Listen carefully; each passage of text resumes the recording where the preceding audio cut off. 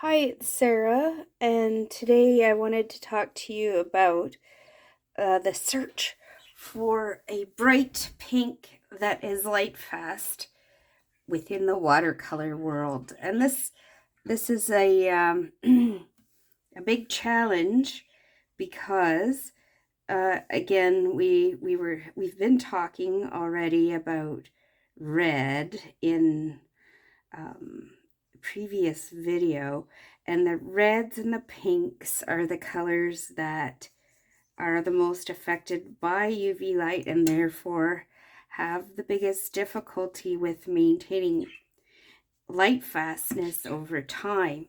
And so to make a pigment even brighter, companies came up with the idea of adding a fluorescent dye. And so this is right here from Winsor Newton Opera Rose. And as it dries, you'll see the fluorescent color separating.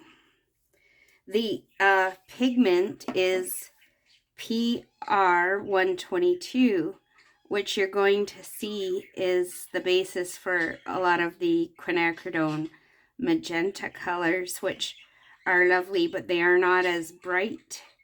And so by adding this brightener or this fluorescent dye to the PR122, the company has made this a neon color.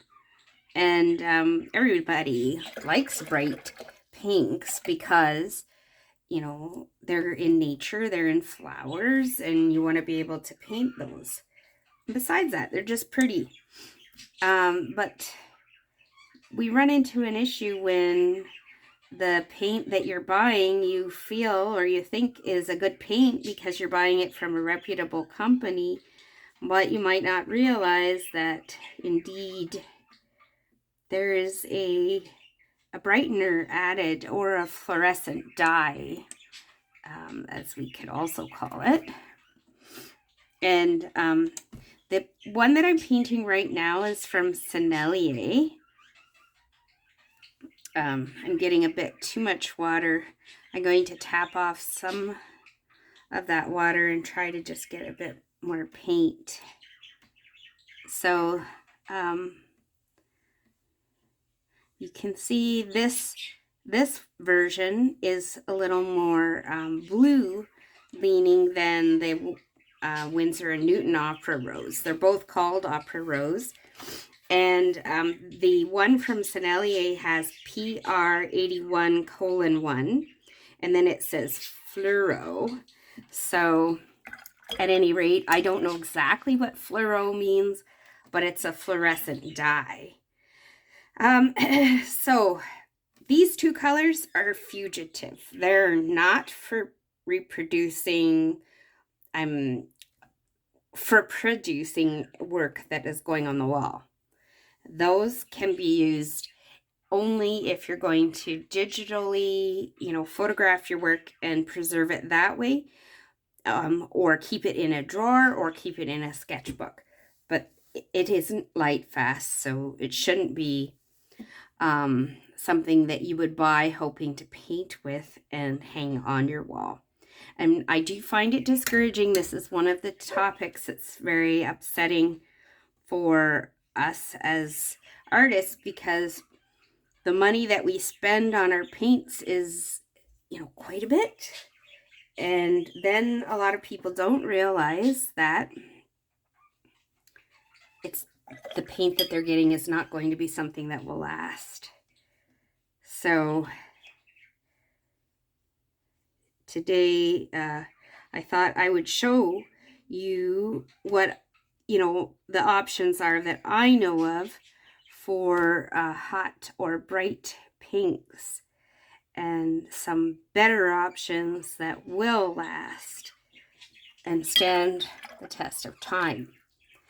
So someone gave me very nicely a swatch card, a dot card with some Holbein,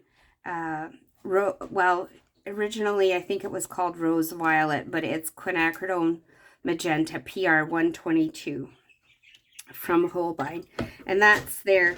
So you'll see that, you know, it's kind of close, but it's more blue and it's not quite as bright or knock your socks off, but still very pretty. So I propose that you can find options that will stand the test of time and that will be pretty and that will still be bright. So I'm just going to show you now the Quinacridone Magenta version from Winsor and Newton. And again, this is PR122, and I have it in a little half pen here. And it's one of the brightest ones that I know of too. And again, remember that you can dilute these colors out to get the level of pink that you want. All right, so now we'll go to Core Magenta. Core is a company, a brand produced by Golden with a binder called Aquazol. And this company made this paint, Quinacridone Magenta, from the same pigment as right here beside it with the Winsor Newton version. So there are two versions of the same paint made with the same pigment, but you know by now probably that doesn't mean they're exactly the same. So by watching me try these paints out, it helps you get an idea of what might work for you without spending a whole lot of money first. So hopefully I can save you, again, some money, some time, some frustration in your watercolor journey. If you live locally, you can also get samples from me. And if you live farther away, we could arrange something, I'm sure. But, yeah. It can be hard because you can spend a great deal of money and time and effort in trying to find the right colors for you. And so I hope to be of service. And now, this color I think is just cool. This is from Winsor and Newton, and it's called Permanent Rose. And then sort of in parentheses or something, they say Quinacridone, but it doesn't actually say that on the tube. Of course, it is a quinacridone pigment because it is PV19. So when you see the word quinacridone and you see these pigments like PR122 and PV19, you know that they are, in general, quite lightfast, quite permanent. I mean, nothing is totally permanent in the world of watercolor, but they're good. Oops, getting a little messy. There we go. All right, so as they dry, you'll begin to see the color shift because that's what happens in watercolor. Things change a lot while it dries.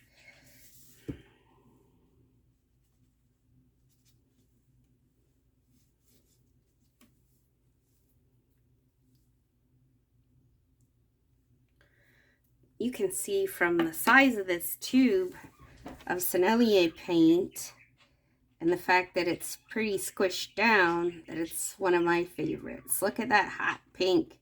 So this is very similar to the Permanent Rose beside it from Winsor Newton.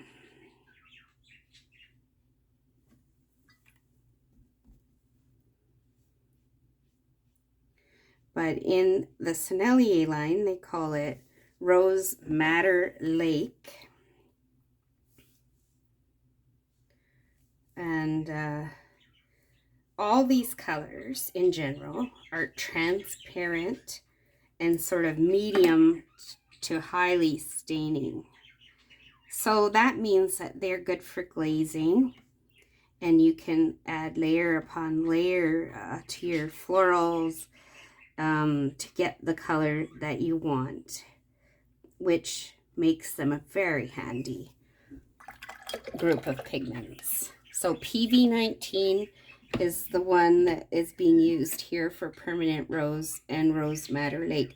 But PV19 covers all the way from bright pinks to a dark red. So PV19 doesn't tell you too much about the exact hue. So here I'm getting a little bleed through from that one, so I just tapped it with some paper towel, and now I'm just going to use a tiny dot of Quinacridone red from Holbein, and it's also made with PV19, and my goal is to show you that it might say red on the tube, but it may dilute into a beautiful pink. And so don't decide that it isn't pink because it says red. Pink to me is just a blue leaning red. But you'll find that each one works differently, and you have to watch how it works when you dilute it, and if it actually becomes a nice pink as it dilutes. So now I just have a dot here of Quinacridone Permanent Rose from Mission Gold to show you. So to me, the permanent roses from Winsor Newton, from Sennelier, and from Mission Gold are similar. They're bright colors.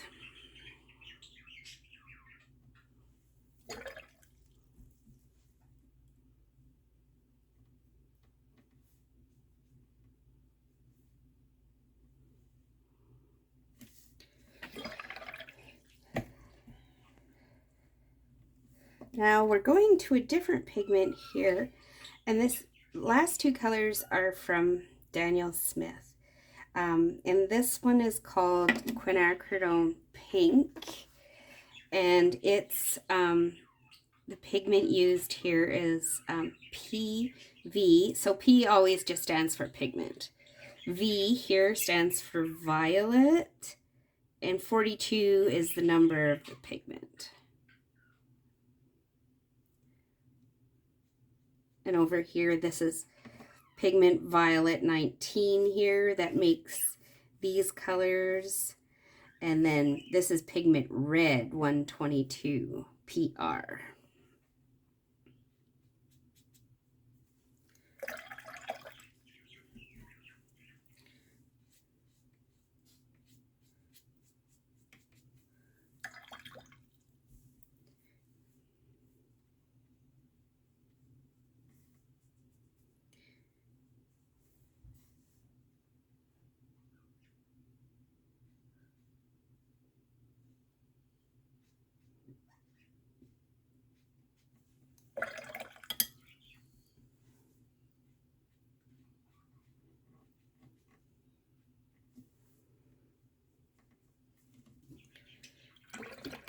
So the last thing I want to show you, looks like I got a dot of water in there to mess that swatch up a little bit. But okay, the last thing is the Quinacridone Rose by Daniel Smith, and you can see there's not very much room for it, and I sort of hemmed and hawed in my mind about including it because I feel it's a dull color and does not look dull when you paint with it, or you know, right away at the outset, but to me it dries dull, so it's a disappointing color to me. But you might not be disappointed by it, and so here you have the example of it to look at, and we're going to come back when these are dry, and we'll see how they look. All right, thanks for watching so far, and stick around to see what they're like when they're dry. Okay, we're back with the dry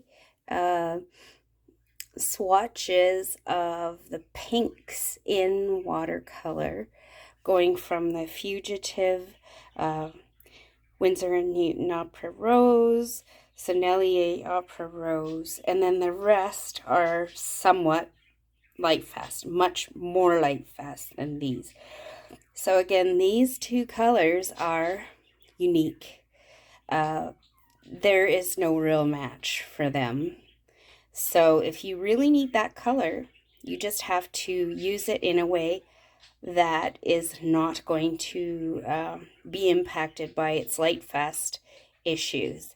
So examples are using it in a sketchbook and photographing it and reproducing it as a print rather than putting it on the wall. And you might say, well, I don't really care if it fades, but what if it turns brown? So that's been known to happen. So instead of just becoming lighter, it can actually turn brown or tan. So that's not something I want to happen to my artwork. And so you can see my series of choices. The PR122s here are more blue, but quite bright. Then these PV19s are more coral colored. And then the PV42 is more pink, I guess. But, you know, I'm not sure. I dropped some water here, so the swatch is uneven. I very much like it. So it really depends on your flower or whatever you're working on. If you need a particular shade, then here's my take on them. And here's Quinacridone Rose, done in a very light swatch, so you can see what it's like as a kind of a pinkier color. All right, so I hope this helps you. Let me know if you have any questions or comments. Thanks, bye.